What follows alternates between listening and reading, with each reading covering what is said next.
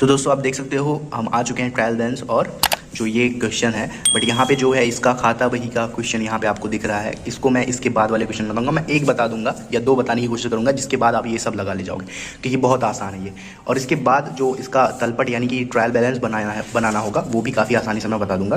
तो उसके लिए आप टेंशन मत लीजिए। आप जो मेन है, क्योंकि अभी अभी मैंने वो जो बताया है उसके रूल्स जो बताए हैं उसके हिसाब से हम वो ही क्वेश्चन करेंगे, यानी कि ट्रायल बैलेंस हम करेंगे।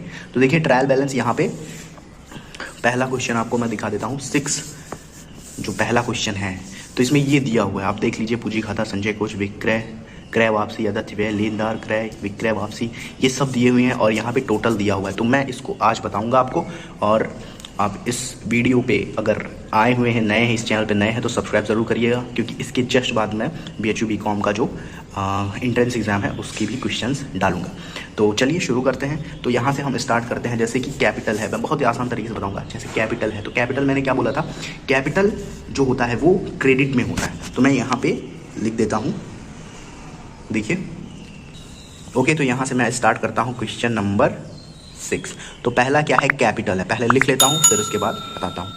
तो देखिए ये मैंने पूरा लिख लिया है, क्योंकि आज पहला क्वेश्चन है। आसानी से समझा दे रहा हूँ बहुत ही इजी तरीके से, और गंदी राइटिंग में बताया हूँ बट आपको समझ में आएगा, क्योंकि मैंने इसका मेन ट्रिक जो है बता दिया। तो देखिए कैपिटल यहाँ पे है। कैपिटल मैंने बोला था कि लॉसेस और प्रॉफिट और लायबिलिटी, सॉरी इनकम, प्रॉफिट और लायबिलिटी में जाएगा। तो इसको हम क्या करेंगे, इसको क्रेडिट में लिख देता हूँ। अभी इसके बाद से काफ़ी अच्छे से बताऊँगा, क्योंकि ये बस ऐसे रेंडमली बता दे रहा हूँ। आप कहोगे तो मैं इस क्वेश्चन को अच्छे से और बता दूँगा। तो यहाँ पे देखिए, तो यहाँ पे मैं लिख दूँगा इसका जो मेन जो अमाउंट है वो है 94000। ओके, और यहाँ पे हम डैश मार देंगे, क्योंकि ये डेबिट है और ये क्रेडिट आपका चल रहा है।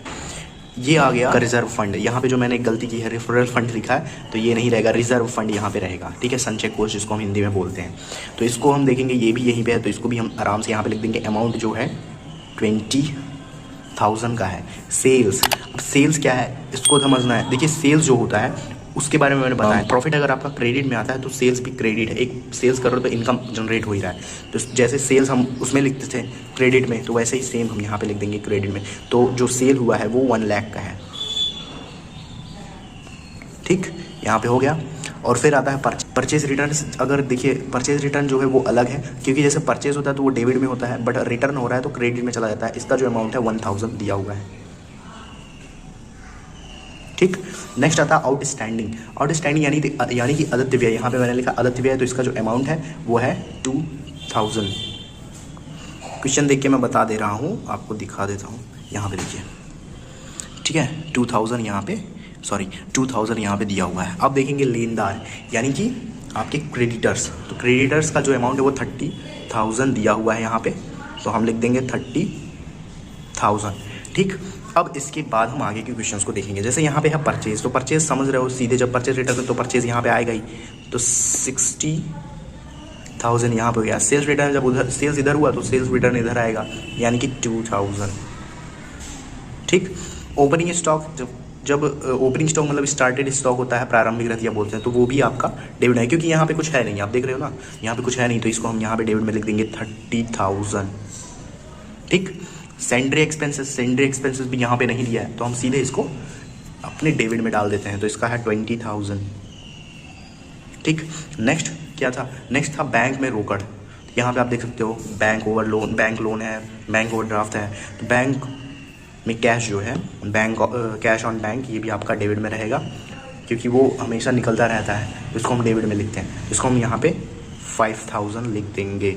ठीक, असेस्ट आपका सिंपल, जब यहाँ पे आप देख सकते हो इनकम, प्रॉफिट, लायबिलिटी है ही, तो इधर जो है यहाँ पे आपने देखा लॉस, एक्सपेंस और असेस्ट, तो सिंपल असेस्ट हम यहाँ पे 50,000 लिख देंगे। फिर आता है डेबिटर्स, यानी कि देनदार। ठीक है, क्रेडिटर्स लेनदार, डेबिटर्स देनदार, इसको हम यहाँ पे 80,000 लिख देंगे, क्योंकि क्रेडिटर्स आपका इधर आता है। ठीक, ऐसे कर देंगे ताकि कंफ्यूजन ना हो। बहुत ही आसान और बहुत ही सरल तरीके से ये मैंने बताया है। अगर आप ये कॉन्सेप्ट समझ गए, इसमें करना ही कुछ नहीं है। इनकम, प्रॉफिट, लायबिलिटी होता है क्रेडिट, और लॉस, एक्सपेंस, असेस्ट होता है डेबिट। Loss, expense, asset.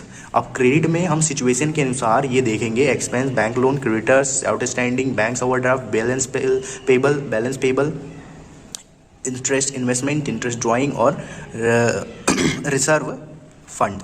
तो इसको हम संचय कोष समझते हैं, इसमें गलती हुआ तो ध्यान दीजिएगा। इन सबको हम देख लेंगे, अगर ये है तो सीधे हम इसको क्रेडिट में लग देंगे, बट सिचुएशन देखेंगे कि सही है या कुछ और बोल दिया है क्वेश्चन में यहाँ नीचे, ठीक है। उसके बाद जो ये है इनको हम देखेंगे कि इसका सिचुएशन क्या है, इसमें क्योंकि आता है देनदार से 2% छूट, वो मैं बाद में बताऊंगा। उसके बाद जितने भी आए मत वो सबको हम डेबिट में लिख देंगे। अब हम इनको ऐड करेंगे और मिलाएंगे दोनों सही है या गलत, चलिए देखते हैं। पहले मैं इसको जोड़ता हूँ 4, ठीक है, 2 3 4, 4 2 6 7, सॉरी यहाँ पे हो गया 7, यहाँ पे हो गया 7। अब 3 2 5 और 9 हो गया 4 14, यहाँ पे हो गया 4 1 1 2, 2,47,000। यहाँ पे भी ऐड करेंगे 2 5 7,000 हो गया, ठीक।